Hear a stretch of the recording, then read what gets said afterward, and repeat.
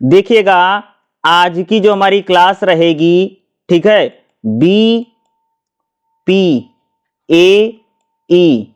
ठीक है, 141, ठीक है, सूचना का अधिकार, ठीक है, ये आपकी रहेगी, थर्ड ईयर की बुक रहेगी और हम लोग इस क्लास को देखेंगे, ठीक है। इसमें जितने इंपॉर्टेंट चैप्टर हैं, इंपॉर्टेंट टॉपिक हैं, हम लोग करेंगे, ठीक है। तो देखिएगा हमारा पहला चैप्टर क्या रहेगा, क्योंकि पहला चैप्टर एग्जाम के पॉइंट से अगर आप देखेंगे बहुत ही ज्यादा इंपॉर्टेंट होता है, क्योंकि पहले चैप्टर से क्वेश्चन आता ही आता है, ठीक है, इस बात को याद रखिएगा। तो देखिएगा जो हमारा पहला चैप्टर क्या रहेगा, सूचना का अधिकार, विकास, अवधारणा, उपलब्धि और सीमाएं क्या क्या हैं। यानी हम लोगों को खास तौर से पढ़ना पड़ेगा, यानी सूचना का अधिकार क्या है, ठीक है। वैसे भी आप लोगों ने सुना होगा सूचना का अधिकार अधिनियम 2005, जिसको हम लोग बोलते हैं राइट टू इंफॉर्मेशन माना जाता है, ठीक है, ठीक है। जैसे हम बात करेंगे सूचना का अधिकार क्या होता है, यानी इसका विकास कैसे हुआ, सूचना के अधिकार की कौन कौन सी उपलब्धियां हैं, और सूचना की एक दो हो सकता है इंपॉर्टेंट, यानी 1.2 और 1.4 जो आपसे एग्जाम में पूछा जा सकता है। चलिए हम लोग इस क्लास को शुरू करते हैं। तो सबसे पहले देखिएगा, लोकतांत्रिक समाजों में सूचना आम जनता के हाथों में शक्ति है। यानी अगर आप देखेंगे जहां पर भी लोकतंत्र है, ठीक है, अगर आप सबको पता कि हमारा देश भी क्या है भाई, एक लोकतांत्रिक देश है ना, तो आम जनता के लिए जो सूचना है वो एक प्रकार से क्या उसके हाथों में शक्ति के तरह है। यानी जनता को कह सकते हो कि हर सूचना की जानकारी होना क्या है, बहुत ज्यादा जरूरी है। जहां पर कह सकते हैं कि लोकतांत्रिक प्रणाली है, ठीक है, लोकतंत्र खुलेपन की अपेक्षा करता है और खुलापन मुक्त समाज की बात करता है। खुलापन का मतलब होता है कि जो सरकार चल रही है, जो शासन प्रशासन चल रहा है, उसकी सभी जानकारियां जनता के पास अगर हैं, इसी को हम लोग कहते हैं खुलापन। खुलापन तभी हो सकता है जब लोगों को जानने का अधिकार हो। सूचना का अधिकार बताता है कि आपको हर चीज क्या है, जानने का अधिकार है। यानी सरकार के बारे में आप जान सकते हैं, सरकार कैसे काम कर रही है,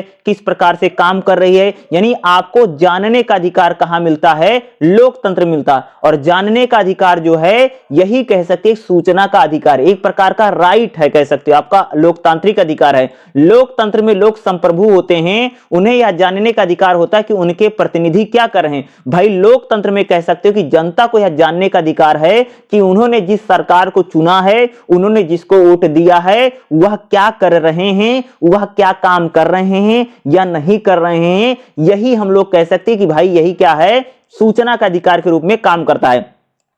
इसलिए एक सच्ची लोकतांत्रिक सरकार के पारदर्शी और जवाबदेह काम के लिए सूचना अनिवार्य है। देखो कोई भी जो सरकार है, ठीक है, अगर सरकार है भाई पारदर्शी है, सरकार अगर निष्पक्ष है और सरकार लोगों को जवाबदेह है, सरकार जो भी काम करती है लोगों का जवाब देती है। यानी आम जनता जो सवाल पूछती हैं, आम जनता के सवालों का जवाब अगर सरकार देती है तो इसको हम लोग सूचना के रूप में कहते हैं, ठीक है। यानी जहां पर भी कह सकते हो कि आम जनता को सभी काम की जानकारी होगी, आम जनता को सारे सूचनाएं प्राप्त होंगी, वहां पर किसी भी प्रकार का भ्रष्टाचार नहीं होगा ना। भाई आम जनता को अगर सारी चीजों की जानकारी रहेगी तो शासन प्रशासन में किसी प्रकार का भ्रष्टाचार जो होता है वह नहीं हो पाएगा। इसलिए हम लोग कहते हैं कि जो सूचना का अधिकार सिर्फ जनता को सूचना नहीं देता है, बल्कि सरकार को कह सकते एक प्रकार से निष्पक्ष बनाता है।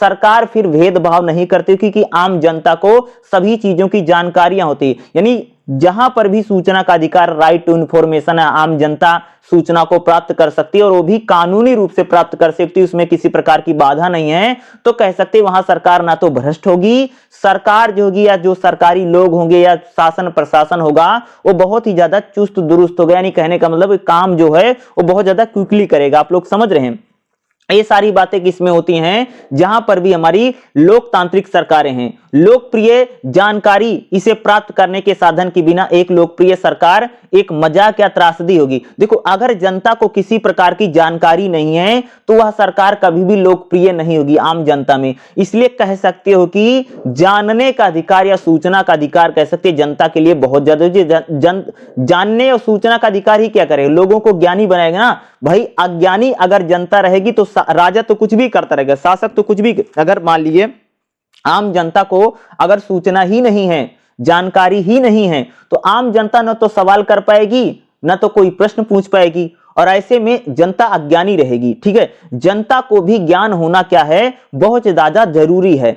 भाषण की स्वतंत्रता, भाई आम जनता कोई भी सवाल पूछ सकती है।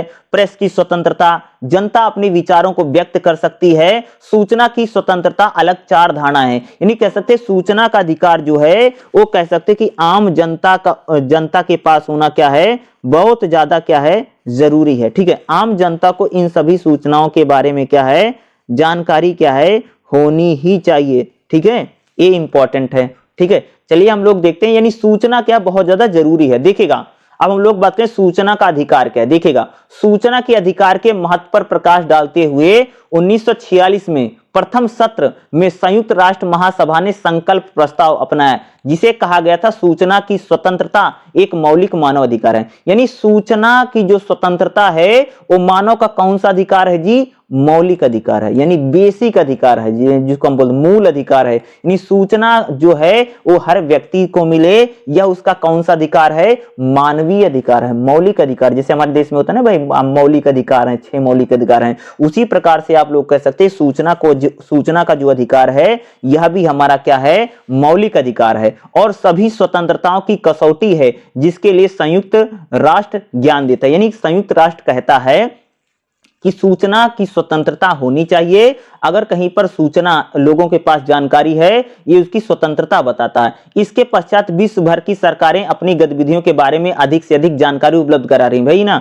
अगर हम लोग बात करें, यूनाइटेड नेशन जो संयुक्त राष्ट्र संघ है, उस सूचना को लेकर के बड़ी बात करता है। दुनिया भर की जो सरकारें हैं वो जनता को क्या करती हैं, अधिक से अधिक जानकारियां, अधिक से अधिक जो इंफॉर्मेशन होती है वो देती हैं। विश्व भर के 50 से अधिक देशों ने सरकारी निकायों का रिकॉर्ड तक पहुंच की सुविधा सूचना अधिनियम के आधार पर। दुनिया में ऐसे बहुत सारे देश हैं ना जहां पर सूचना का अधिकार है।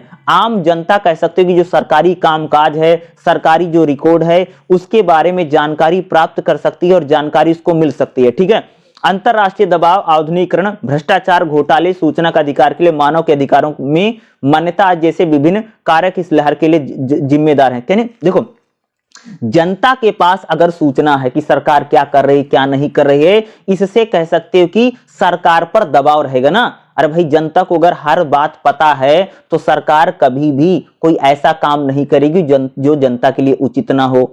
यानी सरकार जो रहेगी एक प्रकार से निष्पक्ष रहेगी अगर जनता के पास जानकारियां हैं, भ्रष्टाचार नहीं रहेगा, घोटाले नहीं होंगे। यानी अगर जनता को, आम जनता को सूचना का अधिकार है तो यह आम जनता के लिए अच्छा है, और सरकारों के लिए भी क्या है, अच्छा होता ना कि भाई किसी प्रकार का घोटाला, किसी प्रकार की चीजें कह सकते हो कि वहां पर नहीं रहेंगी। ये सारी चीजें होंगी ना, खास तौर से अगर हम लोग बात करें ना। इसलिए जनता को कह सकते हैं सूचना का अधिकार जो है बहुत ज्यादा इंपॉर्टेंट है।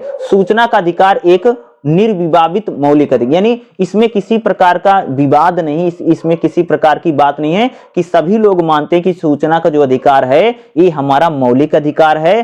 सरबजीत शर्मा और गोपाल कृष्ण के अनुसार सूचना का अधिकार सामाजिक कल्याण का आवश्यक, यानी अगर आप समाज का कल्याण चाहते हैं, यानी समाज की भलाई के लिए और आम जनता और मानव की भलाई के लिए सूचना का जो अधिकार है वो बहुत ज्यादा क्या कह सकते हैं, इंपॉर्टेंट है। वह बताते हैं कि यह अधिकार समाज के कई सामाजिक बुराइयों का मुकाबला करने और लोगों के मौलिक अधिकारों, यानी जो सूचना का अधिकार क्या करता है भाई, एक प्रकार से समाज में जो बुराइयां उनको लड़ने के लिए काम करता है और लोगों के एक मौलिक शक्ति के रूप में काम करता है ना भाई। अगर आम जनता को कह सकते हो कि सूचना रहेगी तो समाज में जनता जो है वह समाज में जो बुराइयां हैं, समाज में जो कमियां हैं, उन कमियों को कह सकते हैं दूर करने का काम करेगी। आप समझ रहे हैं?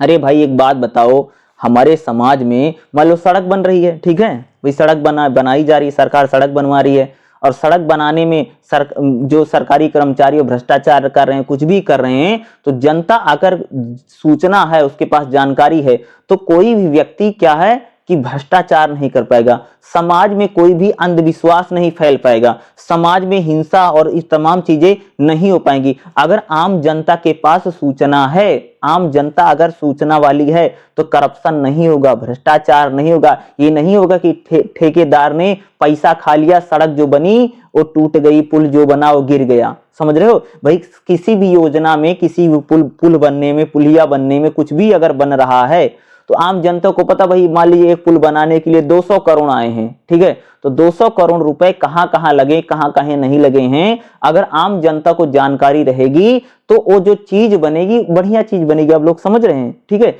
सरकार की तरफ से जो भी योजनाएं आती हैं, जो भी पुल बनता, सड़क बनती, जो भी काम होता है वो बहुत अच्छा होता है, लेकिन लोग उसमें पैसा खा जाते, करप्शन हो जाता है, इसलिए वो चीज जैसी होनी चाहिए वैसी नहीं हो पाती है।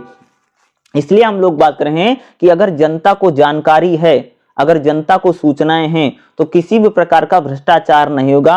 यानी सरकार जो रहेगी निष्पक्ष रहेगी, सरकार स्वतंत्र रहेगी, और सरकार नागरिकों के अधिकारों का कभी हनन नहीं करेगी, नागरिकों को दबाएगी नहीं। यानी जनता के पास भाई सारी जानकारी है ना, यानी उसके पास एक शक्ति है, पावर है, ठीक है, वह किसी भी प्रकार की इंफॉर्मेशन को, सूचना को प्राप्त कर लेगी, और प्राप्त करके वो कोर्ट में जाकर के भाई मुकदमा कर देगी, इस प्रकार की चीजें कर देगी ना। भारत सरकार ने सूचना का अधिकार अधिनियम 2005 अधिनियम है, जिसे सुशासन को आगे बढ़ाने के लिए महत्वपूर्ण कानूनों में से एक माना जाता है। भारत में एक कह सकते हो भाई, हमारे देश में सूचना का अधिकार अधिनियम 2005 में सूचना का अधिकार भारत में आया है कि हर व्यक्ति सरकारी या जो गैर सरकारी हैं, क्षेत्र हैं, उनके बारे में जानकारियां अधिक से अधिक प्राप्त कर सकता है। और भारत में कह सकते अच्छा शासन हो, समझो, यानी भाई अगर जनता के पास जानकारी रहेगी तो अच्छा शासन ही चलेगा ना। भारत में अच्छा शासन हो, सुशासन हो, इसको बढ़ाने में हम लोग कह सकते हैं जो सूचना का अधिकार है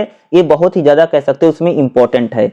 यह सरकार से नागरिकों के सूचना के अधिकार के संबंधी सभी नियमों का, प्रक्रियाओं को निर्धारित करता है, सरकारी दस्तावेजों का निरीक्षण करता है और उनकी प्रमाणिक फोटोग्राफी मांगता है। देखो सूचना के अधिकार अधिनियम में क्या होता है कि जैसे मान लो कोई सरकारी डिपार्टमेंट है, तो आप सरकारी डिपार्टमेंट से कोई भी सरकारी जो दस्तावेज हैं, ठीक है, आप उनकी फोटोकॉपी मंगवा सकते हैं। आप यानी हर प्रकार के जो सरकारी कागज है आप उनको बाकायदा देख सकते हैं। समझ रहे हो, ऐसा नहीं कि जैसे मान लो भाई पुलिस ने तुम्हारे ऊपर मुकदमा कर दिया, FIR आपकी लिख दी गई है, ठीक है, और आपको पुलिस ने कई सारी चार्जशीट यानी बहुत सारे केसेस बना दिए हैं, तो आप उन सब की फोटो मंगवा सकते हैं। यानी तमाम तरह की जानकारियां आप प्राप्त कर सकते हैं, ठीक है। जन मान लीजिए तुम्हारे गांव में स्कूल बन रहा है, ठीक है, तो स्कूल बनाने में कितना पैसा आया है, कौन कौन सी चीजें खरीदी गई हैं, इस प्रकार की सारी जानकारियां आपको क्या है सूचना के अधिकार अधिनियम 2005 में मिल सकती है। यानी हर चीज की सरकार आपको क्या फोटोकॉपी आपको भेज देगी। यानी आपको एक पत्र लिखना पड़ेगा कि मैं इस प्रकार की जानकारियां लेना चाहता हूं फलाने डिपार्टमेंट से, और वो डिपार्टमेंट सरकारी जो विभाग होगा आपको सारी जानकारियां उपलब्ध कराएगा। तो आपको आराम से पता चल जाएगा भाई कहां पर भ्रष्टाचार हुआ, कहां पर करप्शन हुआ ना। इसलिए राइट टू इन्फॉर्मेशन जिसे हम लोग सूचना का अधिकार बोलते हैं, इससे कह सकते हैं कि आप सरकारी दस्तावेजों की फोटोकॉपी मांग सकते हैं, आप उनकी जांच कर सकते हैं। यानी सरकारी जो दस्तावेज सही हैं, गलत हैं, ठीक है, उसमें कहीं करप्शन तो नहीं है, इसमें इस प्रकार की चीजें तो नहीं है, ये सारी चीजें आपको उससे पता चल जाएगी। यही क्या सूचना का अधिकार अधिनियम 2005 है, जो बहुत कह सकते हैं इंपॉर्टेंट कानून के रूप में अगर हम लोग बात करें बहुत ही महत्वपूर्ण कानून है, ठीक है, अगर हम लोग बात करें, ठीक है। चलिए अगला क्वेश्चन देखते हैं, सूचना के अधिकार में भाई कौन कौन सी उपलब्धियां हैं, ठीक है। अगर हम लोग उपलब्धि की बात करें, सामाजिक लेखा परीक्षण का माध्यम हो सकता है। देखो अगर आपको किसी प्रकार की सूचना रहेगी तो समाज के जो लोग हैं, समाज का लेखा जोखा आप आसानी तरीके से कर सकते हैं ना। सूचना का अधिकार सामाजिक लेखा परीक्षा का एक साधन है। यह निष्पादित कार्यों और सेवाओं का प्रबंधन के अंतराल का पता लगाने के लिए धरातल पर प्रचलित जानकारी प्राप्त करने के लिए सरकारी संगठनों को सामाजिक लेखा परीक्षक अधिकार कर। देखो अगर मान लीजिए भाई आपको सूचना का अधिकार है तो समाज में जो भी चीजें हो रही हैं, ठीक है, आम जनता उनको जान सकती है। इससे समाज में सरकार जो रहेगी अच्छी तरीके से काम करेगी ना। यानी हर चीज की आप जानकारी प्राप्त कर सकते हैं। सामाजिक परिवर्तन का साधन है। देखो समाज में अगर कहीं भ्रष्टाचार है, करप्शन है, समाज में पारदर्शिता नहीं है, समाज में पैसा लेकर के नौकरी दी जा रही है, अगर भाई सूचना का अधिकार रहेगा तो इसी से समाज में परिवर्तन हो सकता है। समाज में अगर कोई बदलाव लाना है तो उसमें आप लोग कह सकते हैं जो सूचना का अधिकार अधिनियम 2005 है ये बहुत ही ज्यादा क्या हो सकता है, कारगर साबित हो सकता है। समझ रहे हैं। देखिएगा जैसे मैंने आपको बताया भाई, देखो अगर आपको सूचना का अधिकार रहेगा ना कि आपको सभी प्रकार की जानकारी है तो समाज में बदलाव हो सकता है। समाज में भ्रष्टाचार नहीं रहेगा, समाज में अंधविश्वास नहीं फैलेगा, सरकार जवाबदेह रहेगी। समझ रहे हो? आपके समाज में जैसे कोई भी काम हो रहा, अच्छा काम होगा, बढ़िया काम होगा, भाई अगर लोगों को सूचना रहेगी ना, तो सरकार के कार्यक्रमों के बारे में लोगों को अधिक से अधिक जानकारियां रहेंगी ना, तो ये चीजें क्या करेंगी, समाज में बदलाव ला सकते हैं। समाज में जो जबरन वसूली है, भ्रष्टाचार है, ठीक है, लोगों का उत्पीड़न हो रहा है, लोगों के साथ पक्षपात हो रहा है, लोगों के साथ भेदभाव हो रहा है, इस प्रकार की चीजें कह सकते कि सूचना का अधिकार अगर रहेगा तो नहीं हो पाएंगी। आप लोग समझ रहे? भाई जबरन वसूली, मान लीजिए आपसे कोई जबरन वसूली कर रहा है, इस प्रकार की कार्रवाई कर रहा है, या कोई सरकारी अधिकारी भ्रष्टाचार कर रहा है, कुछ भी कर रहा है, तो आप इसकी क्या कर सकते हैं, जानकारी प्राप्त करना आपके लिए क्या है, आसान रहेगा। इससे सामाजिक परिवर्तन, समाज में जो परिवर्तन या जो बदलाव है वो आसानी से हो जाएगा। जैसे घोटालों और विसंगतियों को उजागर कर सकते। देखो एक बात बता दूं, जब से हमारे देश में सूचना का अधिकार है ना, तब से हमारे देश में बहुत सारे घोटाले हुए हैं, ठीक है। वो घोटाले को आप उजागर कर सकते हैं। जैसे मान लीजिए कि आपके गांव में एक सड़क बन रही थी, ठीक है, सड़क बनने के लिए, ठीक है, 200 करोड़ रुपए आए, ठीक है, 200 करोड़ रुपए आए, लेकिन आपने सब सूचना का अधिकार का यूज किया और आपने मांगा कि भाई इस सड़क को बनने में कितना पैसा लगा, क्या लगा बताइए, और पता चला भाई कि 200 करोड़ में से 100 करोड़ ही खर्चा किए गए और 100 करोड़ खर्चे नहीं किए गए। इसका मतलब है 100 करोड़ लोगों ने खा लिया। इसी को हम लोग तो बोलते घोटाला। यानी सूचना का अधिकार ने क्या किया है कि जो घोटाले हैं, जो करप्शन है, इनको उजागर करने में कह सकते बहुत, खास तौर से जैसे आदर्श सोसाइटी घोटाला जो है वो सूचना का अधिकार से ही कह सकते उजागर हुआ था, ठीक है, जानकारी के जरिए लोगों को पता चला था। जैसे अगर आप देखेंगे दिल्ली में एमसीडी जो घोटाला है, नगर निगम का, दिल्ली में तोड़ फोड़ जो हुई थी, ये भी जो घोटाला सामने आया था, अगर आप लोग बात करेंगे तो ये भी सूचना का अधिकार के अधिनियम के जरिए ही आया था, ठीक है।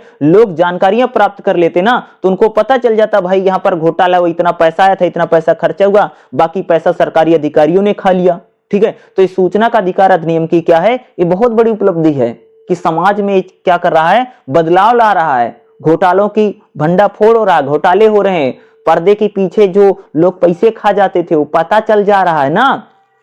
मान लीजिए कहीं कोई स्कूल है, टीचर नहीं आ रहे हैं या टीचरों की कमी है, आप उनकी जानकारियां प्राप्त कर सकते हैं। यानी हर प्रकार की जानकारी यहाँ क्या हुई, आप प्राप्त कर सकते हैं। और प्राप्त इससे क्या हो रहा कि भ्रष्टाचार नहीं है, करप्शन नहीं है, या समाज में बदलाव इसलिए बहुत आसान है। सरकारें भी, अगर हम लोग गवर्नमेंट की बात करें, जो हमारे देश में सरकारें चल रही हैं, वो सरकारें भी कह सकते बहुत ज्यादा चुस्त दुरुस्त हुए हैं।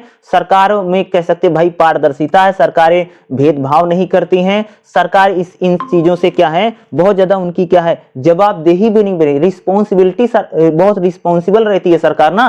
भाई कहीं पर लोगों को पता न चल जाए, सूचना प्राप्त कर लेंगे। इसलिए देखा होगा ना कि हर सरकारी अधिकारी, अगर आप देखेंगे तो इस चीज को खास तौर से ध्यान में रखता है कि कहीं सूचना के अधिकार के जरिए भाई उसका भंडाफोड़ ना हो जाए, उसने जो पैसे खा लिए, जो कुछ चीजें कर ली है। इसलिए सूचना का अधिकार कह सकते समाज में बदलाव लाने में, भ्रष्टाचार को उजागर करने में, ठीक है, इन सारी चीजों में कह सकते कि बहुत बड़ी उपलब्धि है। और शासन प्रशासन भी अच्छा चलता है। हमारे जो सरकारी प्रतिनिधि हैं, जैसे आपने किसी को सरकार चुनी है, आपका कोई सांसद है, विधायक है, उसके पास जितना पैसा रहा, आपको सारी जानकारी, कितना इस बार विधायक को पैसा आया है, कितना पैसा प्रधान के पास है, कितना पैसा सरपंच के पास आया है, ठीक है, जो नेता होता लोग हैं, इनके पास कितना पैसा पुल बनवाने के लिए आया है, कहीं ऐसा तो नहीं सारा पुल का पैसा अपने खा गए हैं, ठीक है। तो यानी सूचना का अधिकार इन सारी चीजों को क्या कर रहा है, अच्छी तरीके से काम कर रहा है, ताकि भ्रष्टाचार, करप्शन, ये सारी चीजें ना हो, सरकार पारदर्शी रहे, निष्पक्ष रहे। भाई जो पैसा गरीब आदमी के लिए आ रहा, तो ऐसा तो नहीं कि नेताजी सब खा ले जा रहे हैं, गरीब तक पहुंच ही नहीं रहा है, ठीक है। इन सारी चीजों को करने में जो सूचना का अधिकार अधिनियम 2005 है, ये काफी अच्छे तरीके से कह सकते हैं काम कर रहा है। तो ये काफी इंपॉर्टेंट है और सूचना का अधिकार को लेकर के क्वेश्चन आएगा ही आएगा। और जो मैंने बताया आपको यही लिखना है, ठीक है। देखिएगा अगला जो हमारा चैप्टर रहेगा, चैप्टर नंबर 2 क्या रहेगा, सूचना का अधिकार अधिनियम 2005 एक अवलोकन। इसमें खास तौर से हम लोग पढ़ेंगे सूचना का अधिकार अधिनियम 2005 क्या, इसकी रूपरेखा देखेंगे, क्योंकि ये आपके लिए इंपॉर्टेंट हो सकता है और इसको पूछा जा सकता है। सूचना का अधिकार अधिनियम 2005 को लेकर के क्वेश्चन आएगा ही आएगा, इस चीज को याद जरूर रखिएगा, ठीक है। चलिएगा हम लोग शुरू करते, देखिएगा सबसे पहले हम लोग बात करेंगे सूचना का अधिकार अधिनियम 2005 की रूपरेखा क्या है। देखिएगा सूचना का अधिकार अधिनियम 2005 2005 का 22, यानी जो सूचना का अधिकार अधिनियम 2005 है ना, ये 12 अक्टूबर 2005 से लागू हुआ। कब किया गया? सूचना का अधिकार अधिनियम जो है इसको 12 अक्टूबर 2005 से लागू हुआ। उसमें प्रस्तावना, 6 अध्याय, 31 धाराएं और 2 अनुसूचियां शामिल हैं। यानी सूचना का अधिकार अधिनियम जो है उसमें कितने हैं जी? प्रस्तावना है सूचना का अधिकार अधिनियम 2005 में पूरा, फिर 6 चैप्टर हैं, अध्याय हैं, 31 धाराएं हैं और 2 अनुसूचियां इसमें शामिल की गई हैं। और सूचना का अधिकार जो है इसकी प्रस्तावना क्या है? प्रस्तावना यानी इसकी स्टार्टिंग में क्या देखो, प्रस्तावना किसी भी अधिनियम या कानून की आत्मा होती है। देखो, जो प्रस्तावना होती है वह कोई भी जो अधिनियम है या कानून है उसकी आत्मा है, यानी मेन है। यह किसी भी कानून के ढांचे को बताती, उसका दर्पण होता है। सूचना का अधिकार अधिनियम की प्रस्तावना कानून के प्रावधान की व्याख्या करने में महत्वपूर्ण भूमिका निभाती है। जैसे भारत का संविधान है ना, जैसे उसकी प्रस्तावना है, उसी प्रकार से सूचना का जो अधिकार है उसकी भी प्रस्तावना है। सूचना के अधिकार का व्याख्यात्मक खंड अधिनियम के उद्देश्यों तक पहुंचने में, यानी सूचना के अधिकार की जो प्रस्तावना है उसमें खास तौर से सूचना के अधिकार का जो उद्देश्य है वो बताया गया है। ठीक है, यानी मेरा कहने का मतलब क्या है, सूचना के अधिकार जो अधिनियम है उसके कह सकते, उसमें अगर आप लोग बात करेंगे उसकी जो प्रस्तावना है उसमें सूचना का अधिकार जो है उसके कौन कौन से उद्देश्य हैं, सूचना का अधिकार कौन कौन से उद्देश्यों की बात करता है उसको कह सकते कि इसकी प्रस्तावना में बताया गया है। सूचना का अधिकार का विधेय उद्देश्य सूचित नागरिक बनाना है, यानी सूचना का अधिकार यही चाहता है, प्रस्तावना में बताया गया है कि वो चाहता कि नागरिकों को सूचना रहे, नागरिकों को कह सकते कि हर प्रकार की जानकारी रहे। सूचना का अधिकार कह सकते हो कानून यह बनाना चाहता है कि हर नागरिक सूचित रहे, हर नागरिक को जानकारी रहे, भ्रष्टाचार को नियंत्रित करना और सरकारों को शासित करने के प्रति जवाबदेह ठहराना। यानी कह सकते हो कि सूचना का अधिकार अधिनियम जो बनाया गया है यह चाहता कि भाई हर नागरिक को जानकारी रहे, भ्रष्टाचार ना रहे, साथ ही साथ कह सकते हो कि यह सरकारों को जवाबदेह बना सके, यानी सरकार की जिम्मेदारी हो, सरकार जनता को जवाब दे, सरकार में भ्रष्टाचार ना हो, सरकार अच्छे तरीके से काम करे। यह सूचना के अधिकार की क्या है? प्रस्तावना है और सूचना का अधिकार ये मांगता है। अब हम बात करेंगे इसके विस्तार और आरंभ क्या है। भाग 1 में इसका शीर्षक है और विस्तार शामिल है। इसमें व्यक्त किया गया कि इस अधिनियम को सूचना का अधिकार 2005 कहा जाता है। 12/5/2005 को संसद में, यानी सूचना का अधिकार अधिनियम 2005 जो है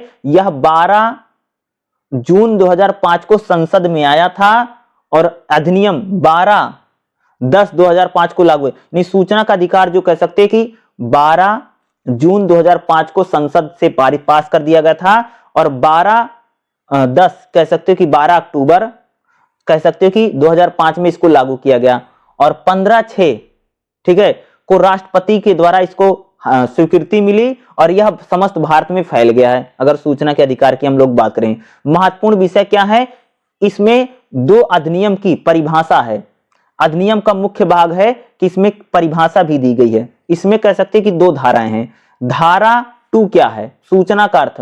सूचना का अर्थ है किसी भी रूप में सामग्री जो एक लोक प्राधिकरण की बात करती है। इसमें जैसे सूचना का अधिकार अधिनियम में देखोगे ना, जो आप सूचना मांगोगे ना तो आपको रिकॉर्ड मिलेगा, दस्तावेज मिलेगा। सरकार आपको जो सूचना देगी रिकॉर्ड के रूप में देगी, दस्तावेज देगी, ईमेल के जरिए, विचार विमर्श, प्रेस विज्ञप्ति, परिपत्र, आदेश, कार्यपुस्तिका, अनुबंध, रिपोर्ट, कागजात, नमूने, मॉडल, डाटा, ये सारी चीजें इलेक्ट्रॉनिक रूप में सरकार क्या करेगी, आपको सूचना उपलब्ध कराएगी। सूचना का अधिकार अधिनियम 2005 में, ठीक है, सरकार ये चीजें आपको उपलब्ध कराएगी। ठीक है, एक निजी बैंक के बारे में जानकारी आरबीआई की प्राप्ति की जा सकती है। एक गैर निजी सहायता प्राप्त स्कूल के बारे में जानकारी शिक्षा विभाग से, यानी आप जैसे किसी प्राइवेट बैंक के बारे में जानकारी जानना चाहते हैं तो आरबीआई वाले आपको जानकारी देंगे। आप किसी स्कूल के बारे में जानना चाहते हैं तो शिक्षा विभाग से आपको जानकारी मिलेगी।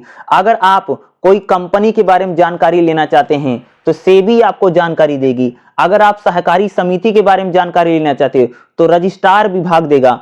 ट्रस्टों के बारे में अगर आपको जानकारी लें तो चैरिटी कमीशन आपको देगा। निजी बैंकों के बारे में अगर आपको जानकारी लेनी है किसी सूचना लेनी है तो आपको रिजर्व बैंक ऑफ इंडिया देगा, यानी सूचना आपको क्या देगा ये भी बताया गया। धारा 1 में क्या है, अभिलेख का अर्थ बताएगा। अभिलेख का मतलब लोक प्राधिकरण के पास उपलब्ध किसी भी रूप में कोई रिकॉर्ड, यानी अभिलेख का मतलब होता है जो भी रिकॉर्ड है, जो भी सरकारी रिकॉर्ड है वह जनता तक दिया जाएगा, इस बात को कहा जाता है। ठीक है, अब धारा 2 में क्या है, सूचना का अर्थ, सूचना के अधिकार का अर्थ क्या है। सूचना के अधिकार का अर्थ है कि अगर कोई व्यक्ति आवेदन देता है या कोई व्यक्ति भैया चिट्ठी लिखता है, कोई दस्तावेज मांगता है, कोई सूची मांगता है, कोई जानकारी मांगता है, तो उसको जानकारी सरकार की तरफ से भाई एक पॉलीग्राफ टेप या वीडियो कैसेट के रूप में उसको उपलब्ध कराई जा सकती है। यानी सूचना का अर्थ का मतलब क्या होता है कि अगर कोई भाई जानकारी प्राप्त करना चाहता है तो उसको जानकारियां कई तरीके से, कंप्यूटर, इलेक्ट्रॉनिक रूप में, इस प्रकार से हम लोग क्या करेंगे, उसको जानकारियां प्राप्त करेंगे। धारा H में क्या है, लोक प्राधिकरण के अर्थ में किसी भी प्राधिकरण निकाय की संस्था से है, संविधान के तहत, यानी संविधान के तहत आता है। सूचना का अधिकार अधिनियम 2005 संसद द्वारा बनाया गया एक कानून है, राज्य की विधानमंडल द्वारा भी कानून को इसको पारित किया गया है। यानी ये जो कानून है कह सकते हैं संविधान में भी है, संसद ने भी पास कर रखा है, और राज्य की जो विधानसभाएं हैं उन्होंने भी इसको पास कर रखा है। आप समझ रहे हैं, और ये खास तौर से चाहे प्राइवेट हो चाहे सरकारी हो, हर जगह से, यानी गैर सरकारी जो संगठन है, जो प्राइवेट संस्थान है, आप उनसे भी क्या कर सकते हैं, सूचनाएं प्राप्त कर सकते हैं। जैसे आप सभी मंत्रालय, सरकारी मंत्रालय, विभाग, नगर निगम, पंचायत, यहां से आप जानकारी प्राप्त कर सकते हैं। आप यूपीएससी है, एलआईसी है, यूटीआई है, यहां समस्त विभागों से आपको जानकारियां मिलेंगी ही मिलेंगी। आप संसद से जानकारी ले सकते हैं, विधायिका से जानकारी ले सकते हैं, न्यायपालिका से, राष्ट्रपति से, राज्यपाल से, ये सभी लोग इसके सूचना का अधिकार अधिनियम 2005 में निगरानी रखते हैं।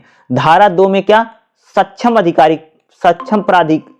क्या बताया गया, सक्षम प्राधिकारी का कर्तव्य है सुनिश्चित करना कि सूचना की आपूर्ति उनके अधिकार क्षेत्र में आती हो। यानी इसमें जो अधिकारी होते हैं, जो सूचना देते हैं, उनकी जिम्मेदारी है कि अगर उनके क्षेत्र में सूचना आती है तो लोगों को वो सूचनाएं उनको देना पड़ेगा। सक्षम अधिकारी जो होता कि भाई अगर जिस अधिकारी को सूचना प्रदान करना, अगर वो सूचना प्रदान करने में सक्षम है तो भाई मेरे आपको सूचना देनी ही पड़ेगी, इस बात की यहाँ पर कहा गया। तो सूचना का अधिकार अधिनियम 2005 बहुत इंपॉर्टेंट है, जो आपके एग्जाम में आ सकता है। कब बना, इसमें क्या क्या कहा गया है, और भाई सूचना आपको कैसे प्राप्त की, इसकी प्रस्तावना बड़ी इंपॉर्टेंट है, प्रस्तावना में क्या कहा गया है, ये सारे क्वेश्चन आपके लिए इंपॉर्टेंट है। और एक चीज बता दूं, सूचना का अधिकार अधिनियम 2005 ये क्वेश्चन आएगा ही आएगा। आप लोग जब पेपर देने जाओगे ना तो वहां पर देखिएगा इस टाइप का क्वेश्चन आने की संभावना ज्यादा रहती है। ठीक है, तो इस टाइप के क्वेश्चन आप जरूर करके जाइएगा। देखिएगा अगला जो हमारा चैप्टर रहेगा, चैप्टर नंबर 3 क्या रहेगा, सूचना का अधिकार अधिनियम। ठीक है, इसमें हम लोग बात करेंगे सूचना का अधिकार अधिनियम 2012। ठीक है, देखो सूचना का अधिकार अधिनियम 2005 में बना था और 2012 में इसमें थोड़ा सा परिवर्तन किया गया है, बदलाव किया गया है, और फिर 2019 में जाकर के कह सकते इसमें फिर चेंज किया गया है। ठीक है, आप समझ रहे हैं। देखो सूचना का जो अधिकार अधिनियम 2005 है, 2005 में तो इसको बनाया गया जैसे मैंने आपको बताया, और फिर 2012 में इसमें चेंज होता है, और फिर 2019 में जब मोदी सरकार आती है तब उसने भी इसमें सूचना का अधिकार अधिनियम में थोड़ा परिवर्तन किया गया है। अब कह सकते हैं सूचना का अधिकार अधिनियम जो है वो ऑनलाइन भी आप सूचना मांग सकते हैं। पहले तो ऑनलाइन नहीं होता था, पहले तो आपको ऑफलाइन में एक पत्र लिखना पड़ता था, आपको कौन सी सूचना चाहिए था, बट अब आप ऑनलाइन आवेदन करके भी कर सकते हैं, सूचनाओं को प्राप्त कर सकते हैं। पहले ऐसा नहीं था, ऑफलाइन में होता था, आपको पत्र लिखना पड़ता था, अब थोड़ा बदल गया है। लेकिन कह सकते हैं सूचना का अधिकार अधिनियम 2005 है, इसमें 2 बार बदलाव किए गए, एक बार 2012 में बदला और फिर भैया 2019 में बदला है। 2 बार इसमें परिवर्तन यानी कह सकते चेंज किया गया। तो देखिएगा, चलिए हम लोग इसको देखते हैं भाई क्या क्या बदलाव किए गए थे, थोड़ा बहुत जो चेंज आया था। देखिएगा सूचना का अधिकार अधिनियम 2012, देखो केंद्र सरकार, राज्य सरकार और उच्च न्यायालय ने सूचना के अधिकार अधिनियम 2005 की धारा 27 धारा 28 की शक्तियों का प्रयोग करते हुए नियमों को अधिसूचित किया था। इन नियमों के तहत सरकार सक्षम प्राधिकारी द्वारा निर्धारित शुल्क में बहुत अंतर था, जबकि सूचना का अधिकार नियम अधिनियम 2005 में जो बना, 2005 जो था 2012 में तैयार किया गया था। सूचना का अधिकार 2005 के तहत देय शुल्क की सामंजस्य के लिए 16 अप्रैल 26 अप्रैल 1911 को 26 अप्रैल 2011 को सभी राज्य और केंद्र शासित प्रदेशों के मुख्य सचिव, जम्मू कश्मीर को छोड़कर के सभी उच्च न्यायालय के रजिस्ट्रार और उच्चतम न्यायालय को भारत सरकार द्वारा एक अधिसूचना जारी की गई, जिसे इस रूप में पढ़ा जा सकता है। यानी कह सकते हैं कि सूचना का अधिकार अधिनियम 2005 था, उसमें भाई मेरे 26 अप्रैल 2011 को उसमें हमारी जो केंद्र सरकार है, जो हमारी राज्य सरकार है और जो हमारे हाई कोर्ट है, सुप्रीम कोर्ट है, इन्होंने एक अधिसूचना जारी की। क्या बोला था? सूचना का अधिकार अधिनियम 2005 की धारा 27-28 उपयुक्त सरकारों और सक्षम प्राधिकारियों को अन्य बातों के साथ साथ अधिनियम के तहत देय शुल्क निर्धारित करने के नियम को बनाने का अधिकार है, शक्तियों के प्रयोग में देती है। यानी सूचना के अधिकार में अगर कोई कह सकते शुल्क देना है, यानी जो पैसा देना है, इस प्रकार का जो नियम है वो राज्य सरकारें बना सकती हैं। केंद्र सरकार, राज्य सरकार, उच्च न्यायालय आदि ने नियमों को अधिसूचित किया। यह देखा गया है कि विभिन्न सरकारों, सक्षम प्राधिकारियों द्वारा निर्धारित शुल्क अलग, यानी कह सकते हैं कि सूचना के अधिकार में जो शुल्क है वह भैया जो फीस रहेगी वो सभी राज्यों में अलग अलग रहेगी। सूचना अगर आपको प्राप्त करनी है तो उसकी फीस कितनी लगेगी, ये सभी राज्य ही क्या करेंगे, निर्धारित करेंगे। ठीक है, यानी निर्धारित जो शुल्क होगा भिन्न भिन्न होता है, एक जैसा नहीं होता है। द्वितीय क्या कहा गया था? द्वितीय प्रशासनिक सुधार आयोग ने इस संबंध में सिफारिश की है कि राज्य को केंद्रीय नियमों के अनुरूप आवेदन शुल्क के संबंध में नियम बनाने चाहिए। यह सुनिश्चित करना चाहिए कि शुल्क सूचना के अधिकार का उपयोग करने के लिए निरुत्साहित नहीं बनना चाहिए। यानी कहने का मतलब अगर कोई व्यक्ति शुल्क देकर के कोई सूचना प्राप्त करना चाहता है तो उसको सूचना प्राप्त होनी चाहिए। ऐसा नहीं कि भैया शुल्क ले लो सूचना प्राप्त ना हो। यानी कहने का मतलब क्या है कि आवेदन शुल्क मतलब जैसे मान लो आपको कोई सूचना लेनी है तो भैया आपको आवेदन करना पड़ेगा, यानी आपको पूछना पड़ेगा ना, आपको आवेदन करोगे तो उसके साथ फीस भी थोड़ी सी देनी पड़ती है। तो फीस जो आप देंगे उसके बाद आपको सूचना मिलेगी। अतः सभी राज्य और सक्षम प्राधिकारियों से अनुरोध है, कृपया अपने शुल्क नियमों की समीक्षा करें और भारत सरकार द्वारा निर्धारित शुल्क के अनुरूप शुल्क करें। यानी सभी अधिकारियों को बोला गया था कि भाई सूचना के अधिकार में जो आपको फीस लेनी है, जो शुल्क लेना है, वो सूचना के अधिकार जो अधिनियम है उसी के अनुरूप या उसी के अनुसार क्या करना, आपको फीस लेना, आपको पैसे लेना है। भारत सरकार जो कहती है वैसे वैसा ही कीजिए। ठीक है, भारत सरकार अधिनियम द्वारा सूचित सूचना का अधिकार शुल्क और लागत का अधिनियम 2005 की एक प्रति तैयार के लिए संलग्न थी और इस संबंध में की गई कार्रवाई की जानकारी मांगी गई थी। यानी शुल्क को लेकर के इसमें थोड़ा सा कह सकते बदलाव किया गया है। सूचना का अधिकार अधिनियम 2012 के तहत शुल्क संबंधी नियम है। ठीक है भाई, सूचना के अधिकार अधिनियम में जो सूचना मांगी जाएगी उसके साथ जो आपको आवेदन शुल्क देना है, जैसे आप ऑफलाइन में आप फॉर्म भरेंगे तो आपको पैसा भी देना पड़ता था, तो आप जो पैसा दें उसके तहत जो शुल्क देना था उसको लेकर के यहाँ पर नियम बना है। नियम 3 और 6 सूचना के अधिकार 2012 के केंद्र सरकार द्वारा निर्धारित शुल्क के प्रावधान से संबंधित है। आवेदन शुल्क की बात की गई है। अगर हम 2012 में बात करें कि आपको जो मांगना है 500 से अधिक शब्द नहीं होंगे। ठीक है, जैसे अधिनियम की धारा 6 में कहा गया था कि आवेदन के साथ 10 रुपए की फीस होगी, जिसमें आमतौर पर अनुलग्ना को छोड़कर 500 से अधिक शब्द नहीं होंगे। यानी जैसे मान लीजिए कि आपने सूचना मांगी 10 रुपए आप दोगे तो उसके लिए 500 से अधिक शब्दों में आपको सूचना नहीं मिलेगी। इसमें केंद्रीय लोक सूचना अधिकारी आवेदन का पता होगा। बेशक कोई भी आवेदन केवल इस आधार पर खारिज नहीं किया जाएगा कि उसमें 500 से अधिक शब्द हैं। ठीक है, यानी आपको 100 रुपए के साथ क्या करनी पड़ेगी, सूचना मांगनी पड़ेगी। सूचना प्रदान करने के लिए शुल्क होगा, यानी आपको जो सूचना मिलेगी उसके लिए आपको पैसे देने पड़ेंगे।